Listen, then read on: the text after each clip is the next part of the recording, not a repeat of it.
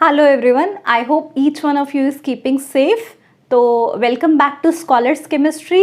आज हम 11th class का मूल कंसेप्ट टॉपिक पढ़ेंगे। जैसे कि मैंने कहा था, मूल कंसेप्ट एक ऐसा टॉपिक है जो 11th क्लास के स्टूडेंट्स के लिए भी इम्पॉर्टेंट है, 12th क्लास में अगर हैं तो आपके लिए भी इम्पॉर्टेंट है। अगर आप कोई कॉम्पिटिटिव की तैयारी कर रहे हैं तो भी ऐसा एक टॉपिक जिसमें से हमेशा क्वेश्चंस आते हैं वो मूल कंसेप्ट है। ठीक है, तो मूल कंसेप्ट बहुत इंपॉर्टेंट हो जाता है। स्टार्ट कर रहे हैं हम मूल कंसेप्ट के साथ। कुछ बेसिक टर्म्स मैं क्लियर करूंगी, फिर उसके बाद हम फॉर्मूला पे जाएंगे। तो सबसे पहली चीज़, अच्छा मूल कंसेप्ट आपका रिलेट हो जाता है 9th क्लास से। तो अगर आपको 9th क्लास का मूल कंसेप्ट एकदम क्लियर है तो आपको इसमें कोई प्रॉब्लम नहीं आएगी। बट जस्ट इन केस आपको 9th क्लास का मूल कंसेप्ट याद नहीं है, आप भूल चुके हैं या कोई भी ऐसी प्रॉब्लम है, तो डू नॉट वरी, मैंने यहाँ आई करके एक लिंक दे दिया है जहाँ मूल कंसेप्ट आपको मिल जाएगा 9th क्लास का। मैंने 9th क्लास की वीडियो ऑलरेडी बना दी है, मतलब बनाई हुई है। एंड नहीं तो आप डिस्क्रिप्शन बॉक्स में भी चेक कर सकते हैं, वहाँ भी आपको लिंक मिल जाएगा जहाँ से आप 9th का मूल कंसेप्ट कर सकते हैं। तो वो वाला जब आपका 9th का मूल कंसेप्ट क्लियर होगा तभी आप इस पे आएँ, तभी आपको ये चीज़ ज़्यादा समझ आएगी। ठीक है, क्योंकि दोनों रिलेटेड है। तो जो पहली चीज़ हम करने वाले हैं वो है atomic mass of an element. किसी भी एलिमेंट का एटॉमिक मास क्या होता है, एक्चुअल में उसका mass with respect to carbon, है ना। हम ये ऑलरेडी पढ़ चुके हैं। किसी भी चीज़ का अगर मैं बोलती हूँ ऑक्सीजन का एटॉमिक मास 16 है, तो 16 किसके रिस्पेक्ट में, कार्बन के रिस्पेक्ट में। मान लेते हैं जब कार्बन का एटॉमिक मास 12 है, कार्बन के 12 वाले आइसोटोप का एटॉमिक मास हम बोल देते हैं 12 है, तो मैं बोलूँगी कि इसके रिस्पेक्ट में, C12 के रिस्पेक्ट में ऑक्सीजन का एटॉमिक मास 16 है। ठीक है, तो ये हो गए हमारी एटॉमिक मास का एक्चुअल मीनिंग। अब उसके बाद दो टर्म्स आते हैं, एक होता है एटॉमिक मास यूनिट यानी AMU। AMU क्या होता है, हमने 9th में डिफाइन किया था। AMU equal to 1 AMU equal to 1/12 the mass of 1 carbon atom of isotope 12। ठीक है, ऑलरेडी हम ये स्टडी कर चुके हैं। अब आता है ग्राम एटॉमिक मास। देखो एक्चुअल में हर चीज़ के लिए दो टर्म्स यूज होती हैं। एक तो नॉर्मल एटॉमिक मास, अगर कोई एटम है, जैसे ऑक्सीजन का एटम है, तो ऑक्सीजन के एटम को मैं 16U या फिर 16 AMU लिख सकती हूँ, है ना। ये हो गई एटॉमिक मास यूनिट। या फिर मैं 16 ग्राम्स लिख सकती हूँ। तो अगर मैं 16 ग्राम्स लिख रही हूँ तो वर्ड आ जाएगा ग्राम एटॉमिक मास, क्योंकि एटम है ऑक्सीजन और ऑक्सीजन का मास ग्राम्स में, ग्राम एटॉमिक मास कहलाएगा। ठीक है, और अगर मॉलिक्यूल है कोई, तो मॉलिक्यूल के केस में क्या कहलाएगा, molecular mass. Molecular mass, molecule जैसे H2O हमारा मॉलिक्यूल है, तो मॉलिक्यूल का जब मैं मास AMU में लिखूंगी तो सिंपलर मॉलिक्यूलर मास कहलाएगा। जैसे H2O का टोटल 18 होता है, तो 18U लिखूंगी तो ये कहलाएगा मॉलिक्यूलर मास। अगर मैं इसी चीज़ को ग्राम्स में लिखूं, मॉलिक्यूल के मास को ग्राम्स में लिखूं, जैसे कि 18 ग्राम्स में बोलूं H2O का मॉलिक्यूलर मास 18 ग्राम्स है, तो मैं क्या बोलूँगी कि ये क्या है, ग्राम मॉलिक्यूलर मास, क्योंकि ग्राम्स में हुआ। सिमिलर स्केल पे क्या होता है, फॉर्मूला मास होता है। NaCl जैसे हम लेते हैं, तो NaCl क्या है, हमारा कंपाउंड है। NaCl किससे बनता है, आयनिक कंपाउंड है। Na+ एंड Cl- कैटायन और एनायन से बनता है। जब कैटायन एंड एनायन मिलके इन्वॉल्व हो जाएं और कुछ इसका हम मास निकालें तो ये कहलाता है फॉर्मूला मास। चीज़ एकदम सेम है, बस H2O मॉलिक्यूल है इसलिए नाम आ गया मॉलिक्यूलर मास। NaCl हमारा आयन है तो उसके लिए नाम आ गया फॉर्मूला मास। चीज़ एकदम सेम है। Na का मास होता है 23, क्लोरीन का होता है 17.5। तो इसी तरह इसका मास निकाल लेते हैं हम, ये आ जाएगा हमारा 40.5 के अराउंड। 23 + 35.5, क्लोरीन का होता है मॉलिक्यूलर मास 35.5, तो ये आ जाएगा आपका 58.5। ठीक है, अगर मैं इसी चीज़ को, इसी 58.5 को अगर मैं U के टर्म्स में लिखूं, यानी 58.5U, तो ये होगा हमारा फॉर्मूला मास। और इसी स्केल पे अगर मैं 58.5 ग्राम्स लिख दूं तो क्या कहलाएगा, ग्राम फॉर्मूला मास। फिर वर्ड आ जाएगा ग्राम फॉर्मूला मास। बस इतना ही फर्क है। अब ये जो टर्म्स है, formula mass, gram formula mass, atomic mass, gram atomic mass, ये चीज़ें आपको समझने के लिए इंपॉर्टेंट है। डायरेक्ट डेफिनेशन नहीं आएगी इनकी, बट आपको चीज़ें ये पता होनी चाहिए। अगर ये सब क्लियर हो गया तो let's move further with the मूल कंसेप्ट। सो स्टार्ट करते हैं मूल कंसेप्ट से। अब मूल कंसेप्ट हम 9th वाला ही रिवाइज करेंगे, 9th वाला फॉर्मूले के बेसिस पे ही करेंगे, बट लेवल थोड़ा सा ज़्यादा होगा, 11th क्लास का होगा, ठीक है। तो ये स्टार्ट करने से पहले यहाँ मैंने कुछ एटम्स, कुछ मॉलिक्यूल्स, कंपाउंड्स लिखे हैं। इन सब के मॉलिक्यूलर मास या एटॉमिक मास या फॉर्मूला यूनिट मास जो भी है वो सब आपको आना चाहिए, ठीक है, आपको लर्न होना चाहिए। उसका रीज़न ये है कि जो मैंने यहाँ पे नाम लिखे ना, ये बहुत कॉमनली रिपीटेड नेम्स हैं। तो क्या है बच्चा, एक होता है क्वेश्चन करना, एक होता है क्विकली कितना जल्दी हम क्वेश्चन कर सकते हैं, जो कि कॉम्पिटिटिव में बहुत इंपॉर्टेंट चीज़ होती है कि हम कितनी क्विकली रिस्पॉन्स करते हैं। तो अगर आपको ये नाम, अगर आपको इनके मास याद होंगे ना, तो पेपर में जल्दी क्वेश्चंस होंगे। ऐसा नहीं है कि पेपर में आप नहीं निकाल सकते, जैसे NaCl का बहुत इजीली निकाल सकते हो, Na और Cl को ऐड करके दोनों का मास, लेकिन डायरेक्ट NaCl का याद होगा तो क्वेश्चंस करने में आसानी होगी। इसीलिए मैं रिकमेंड ये करूँगी कि मैं मास यहाँ लिख रही हूँ, आज आप कॉपी में नोट डाउन कर लो और ये साथ के साथ नेक्स्ट क्लास तक याद कर लो, ठीक है। अगर आपको याद होगा तो थोड़ा आसानी होगी।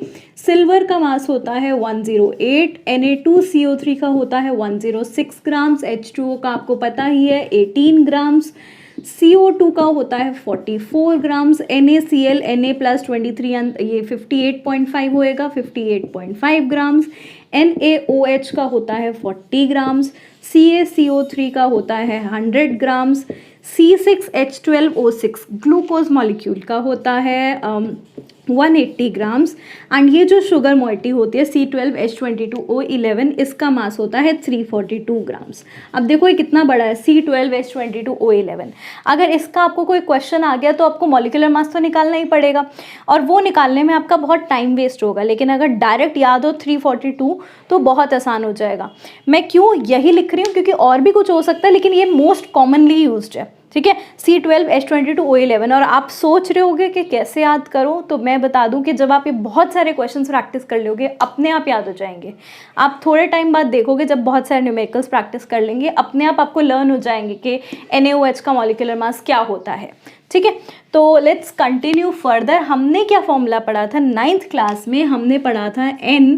डायरेक्ट हम उसी ट्रिक पे आगे बढ़ेंगे, जो फॉर्मूला पढ़ा था उसी के अकॉर्डिंग बढ़ेंगे। N equal to W/M equal to N/N0। ये हमारा बेसिक फॉर्मूला था, जिसमें N क्या था आपका, याद करो, N था number of moles, N number of moles था, W आपका गिवन वेट था, गिवन वेट या गिवन मास, ठीक है।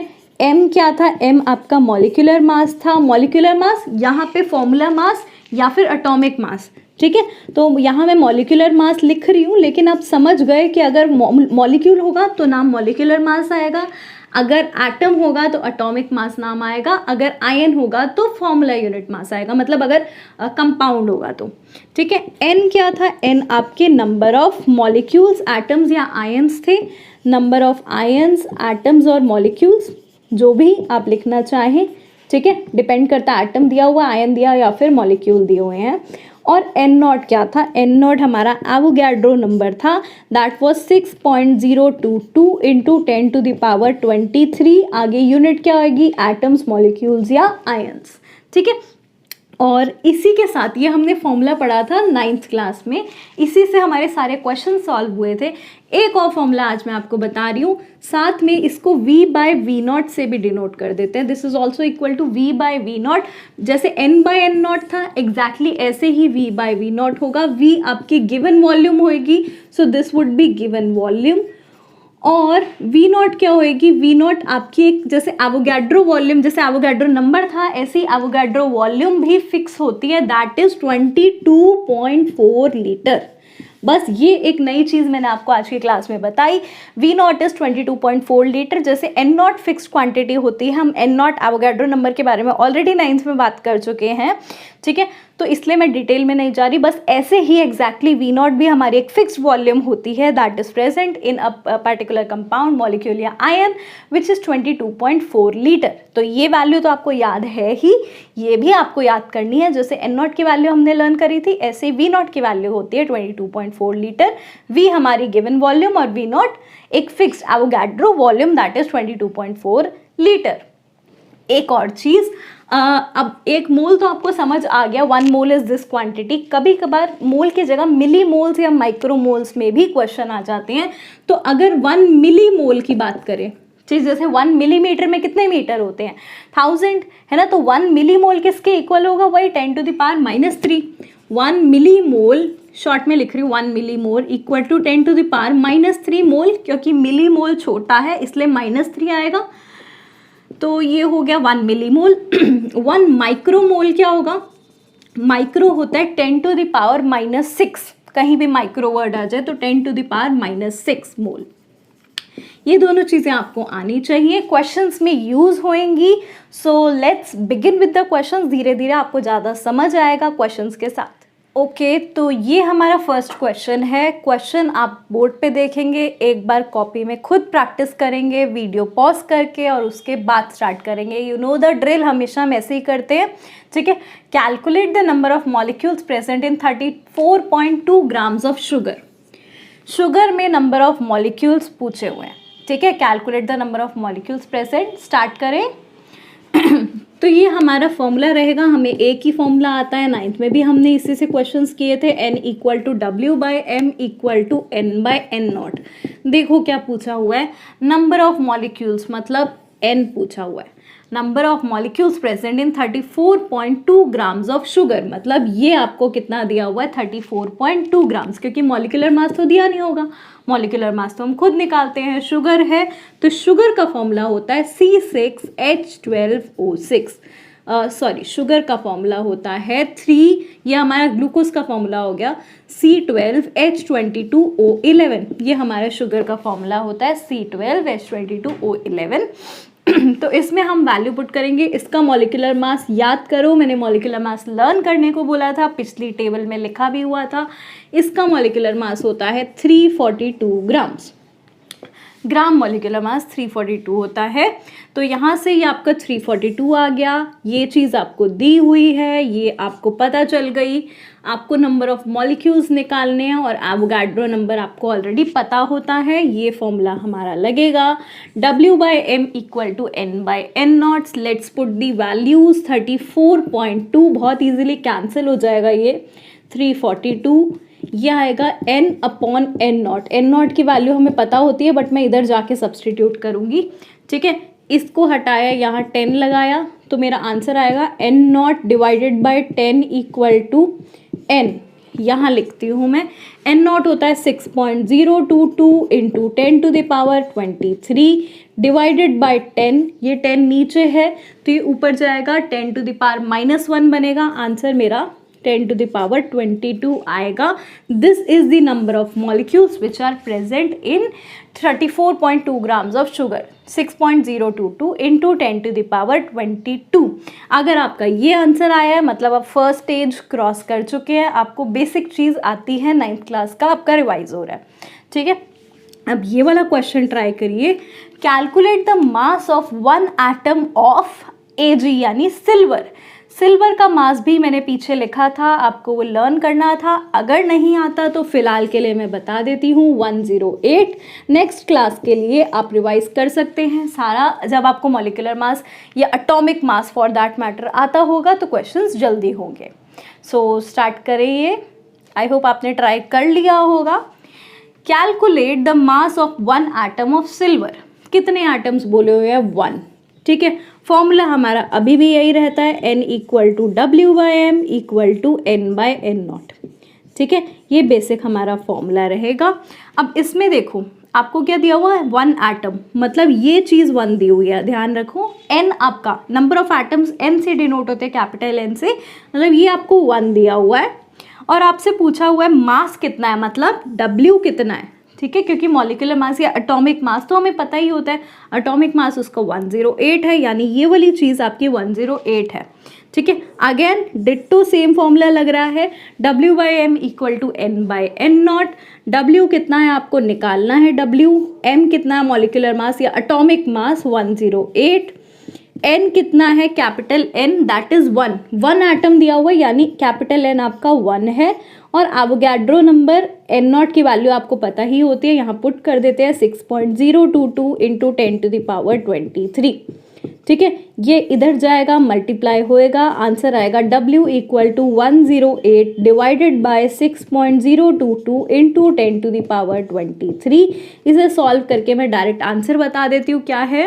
10 टू द पावर, ये -23 ऊपर जाएगा तो -23 होगा, तो 1.79 इंटू 10 टू द पावर -22, ये आपका फाइनल आंसर आ जाएगा। W की वैल्यू तो ये आगे आप लिखोगे ग्राम्स।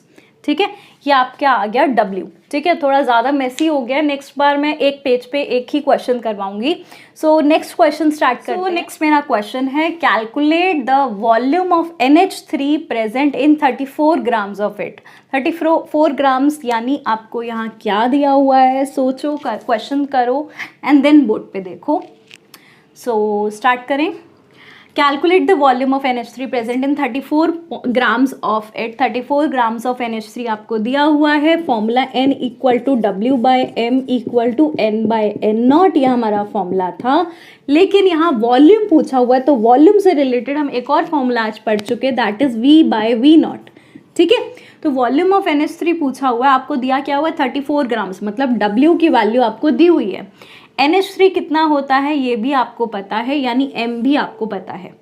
और अगर आपको वॉल्यूम निकालनी है तो V0 भी आपको पता होना चाहिए, जो कि हमें पता ही है 22.4 लीटर्स होता है।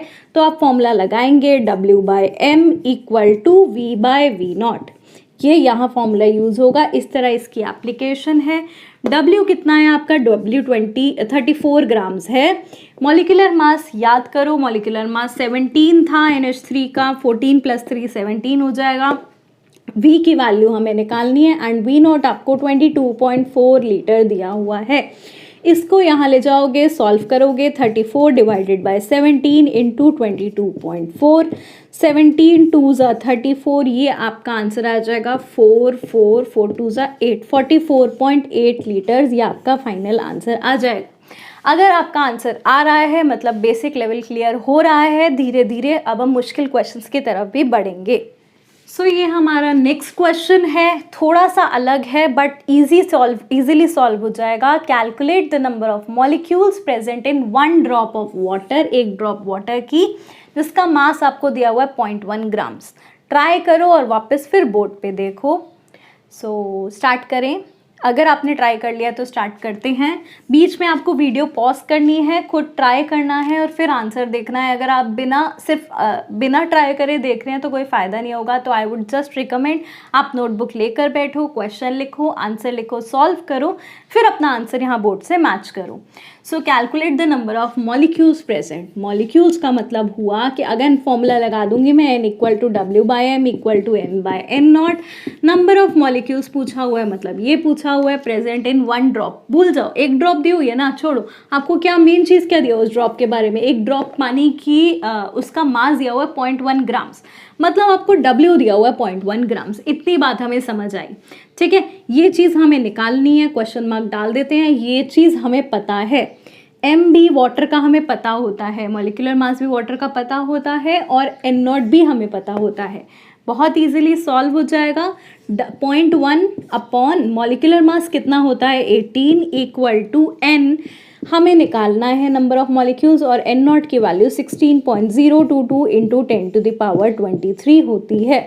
सॉल्व करेंगे इसको, 0.1 divided by 18 into 6.022 into 10 to the power 23। ठीक है, इसको सॉल्व करेंगे, ये यहाँ 10 हो जाएगा, 6 2 ज़ा 12, 6 3 ज़ा 18, 1/3 इंटू 10 टू द पावर, रफली किया मैंने कैलकुलेट, 10 टू द पावर 22। 1/3 को सॉल्व करेंगे 0.33 या फिर 0.34 के आसपास आंसर आएगा। रफ आंसर निकाल रही हूँ मैं, यहाँ कैलकुलेशंस नहीं कर रही पूरी, बट अगर आपका आंसर इसके आसपास आया है मतलब आंसर सही है, आगे आप मॉलिक्यूल लिख सकते हैं। So 0.34 into 10 to the power 22 molecules of water are present in 1 drop of water. ठीक है, सो आई होप इस तरह के क्वेश्चंस भी आपको क्लियर हो रहे होंगे। एक और टाइप के क्वेश्चन हम करते हैं।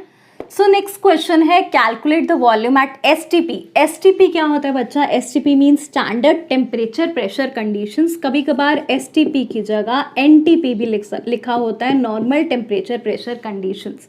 ठीक है, इसमें टेम्परेचर आपका नॉर्मल टेम्परेचर जो होता है 273 केल्विन होता है, प्रेशर आपका 1 atm 1 एटमॉस्फेरिक प्रेशर होता है। जब नॉर्मल कंडीशंस हम मान के चलें, ठीक है, टेम्परेचर जब 273 केल्विन है और एटमॉस्फेरिक प्रेशर 1 atm है, तब हमारी जो वॉल्यूम ऑक्यूपाइड होती है वो होती है 22.4 लीटर्स। तो जब भी आपका वॉल्यूम वाला क्वेश्चन आएगा उसमें आपको एसटीपी यानी स्टैंडर्ड टेम्परेचर प्रेशर कंडीशंस दी होंगी। अगर ना दी हो, अगर और कुछ दिया हो डेटा और कुछ दिया हो, उसके अकॉर्डिंग हम चलेंगे। ठीक है, तब हमारे एक इक्वेशन यूज़ होती है PV equal to NRT, but इसके बारे में हम थोड़ा डिटेल में बाद में बात करेंगे। फिलहाल इसी क्वेश्चन पे आते हैं। इस सब चीज़ों को फिलहाल के लिए भूल जाओ। आपको पता है वॉल्यूम 22.4 लीटर्स होती है, ये भी हम बाद में देखेंगे, नेक्स्ट क्लास में हम इसको कवर करेंगे। Calculate the volume at STP occupied by 10 to the power 21 molecules of oxygen. मतलब आपको क्या दिया हुआ है? नंबर ऑफ मॉलिक्यूल्स दिए हुए हैं। आपको क्या निकालना है? आपको यहाँ पे फॉर्मूला लगाना है N/N0 इक्वल टू V/V0। इसको सॉल्व करेंगे। N आपको दिया हुआ है 10 to the power 21, N0 दिया हुआ है, N0 आपको पता होता है, V दिया हुआ है एंड V0, V निकालना है एंड V0 दिया हुआ है। ये निकाल के आंसर आप कमेंट सेक्शन में डालेंगे और आज हम इतना ही करेंगे। मैं और भी कुछ आपको आज के लिए क्वेश्चंस दूंगी। ठीक है, क्वेश्चंस प्रदीप से होंगे कुछ, मैं आपको एक PDF दूंगी जहां आप क्वेश्चंस कुछ करेंगे ट्राई। हम नेक्स्ट क्लास में वो क्वेश्चंस डिस्कस करेंगे और फिर उसके बाद हम आगे कंटिन्यू करेंगे। तो क्वेश्चंस के लिए एक लिंक आपको डिस्क्रिप्शन बॉक्स में मिल जाएगा, वो वाले क्वेश्चंस आपको ट्राई करने हैं, उन क्वेश्चंस को सॉल्व करना है। हम नेक्स्ट क्लास में वो क्वेश्चंस डिस्कस करेंगे और थोड़ा सा आगे यहाँ चलेंगे। और ये वाले क्वेश्चन का जो भी आंसर है आप कमेंट सेक्शन में डाल सकते हैं। We'll meet again in the next video very soon.